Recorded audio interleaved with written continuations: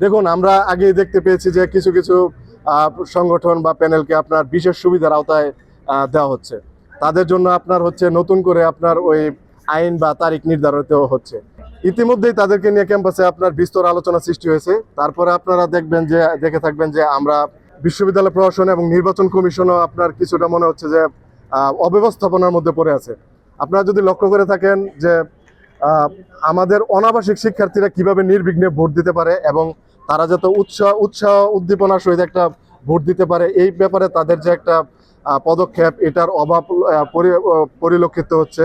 আমরা দাবি করতে চাই যে বিশেষ করে যারা অনাবাসিক শিক্ষার্থী, তাদের যে যাতায়াতের একটা শঙ্কা থাকে বা তাদের যে একটা ভোগান্তি থাকে, এটাকে এড়িয়ে যেন বিশেষ করে অনাবাসিক শিক্ষার্থী যারা এবং যারা অনলাইনে ভোট দিতে চায় তাদেরকে যেন রেজিস্ট্রেশনের আওতায় এনে অনলাইন ভোটিংয়েরও একটা সিস্টেম করা হয়।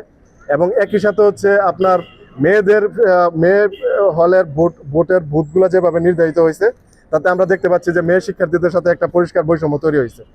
তা আমরা চাই যে এটা আবার পুনর্বিন্যাস করে মেয়ে শিক্ষার্থীদের জন্য, বিশেষ করে সুফিয়া কামালের জন্য যদি এনএক্স ভবন বা যেটা হচ্ছে কাজী মোতাহার হোসেন ভবন নির্ধারিত করা হয়।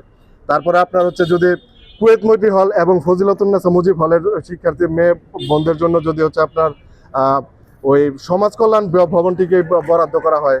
তারপরে আবার ওই যে টিএসসি যদি শুধুমাত্র রোকেয়া হল এবং শামসুন্নাহারের জন্য বরাদ্দ করা হয়, তাহলে আমার মনে হয় যে একটি সুষ্ঠু এবং নির্বিঘ্ন পরিবেশে হচ্ছে আপনার শিক্ষার্থী এবং বোনেরা ভোট দিতে পারবে। তাছাড়া আমরা দেখতে পাচ্ছি যে আপনার শিক্ষার্থীদের যে যৌক্তিক দাবিগুলো আছে বা যৌক্তিক চাওয়াগুলো আছে, তারা আমরা দেখতে পাচ্ছি যে বিগত সময় কিভাবে নিরাপত্তাহীনতায় বা তাদের মধ্যে একটা নিরাপত্তা নিয়ে আশঙ্কা আছে, তাদের মধ্যে অস্বস্তি আছে। তো আমরা দেখতে পাচ্ছি বিভিন্ন সংগঠন বা প্যানেল হচ্ছে তাদের মতো করে ইশতেহার দিয়েছে, কিন্তু ওই জায়গাগুলো তারা অস্পষ্টতা লক্ষ্য করেছে। আমি আমার 105 দফা ইশতেহারের মধ্যে পরিষ্কারভাবে বলেছি যেখানে হচ্ছে আমার নিরাপত্তা নিয়ে যে ইশতেহার, সেটার নাম হচ্ছে প্রমিস অফ জুলাই।